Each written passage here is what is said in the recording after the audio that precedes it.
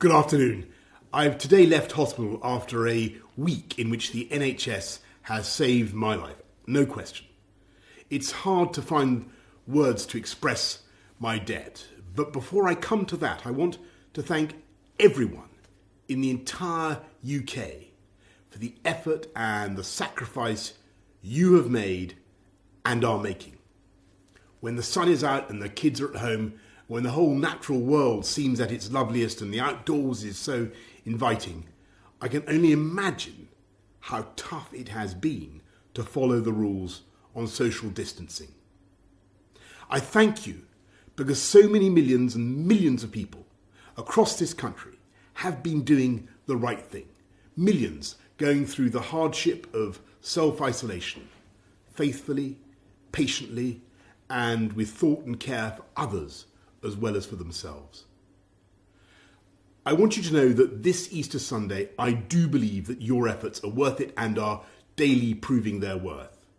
Because although we mourn every day those who are taken from us in such numbers, and though the struggle is by no means over, we are now making progress in this incredible national battle against coronavirus. A fight we never picked against an enemy we still don't entirely understand. We're making progress in this national battle because the British public formed a human shield around this country's greatest national asset, our National Health Service.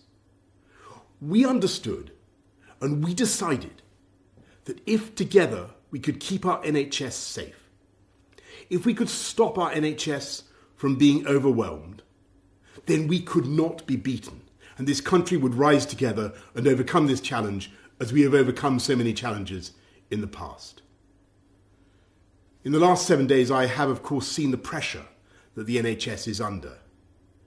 I've seen the personal courage, not just of the doctors and nurses, but of everyone, the cleaners, the cooks, the healthcare workers of every description, physios, radiographers, pharmacists, who've kept coming to work, kept putting themselves in harm's way, kept risking this deadly virus.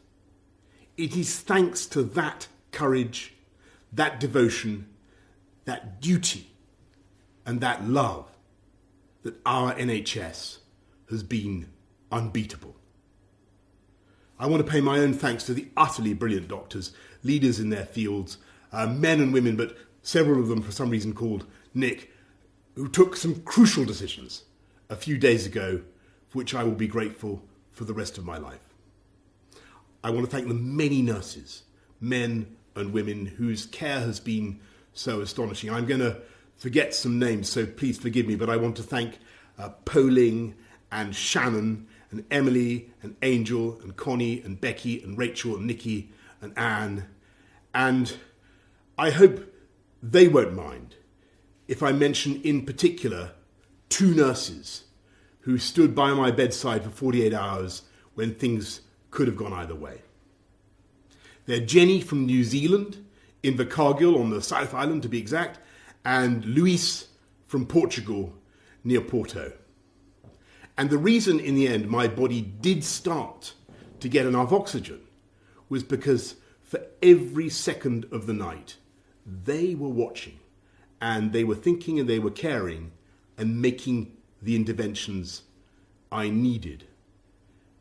So that is how I also know that across this country, 24 hours a day, for every second of every hour, there are hundreds of thousands of NHS staff who are acting with the same care and thought and precision as Jenny and Luis. That is why we will defeat this coronavirus and defeat it together.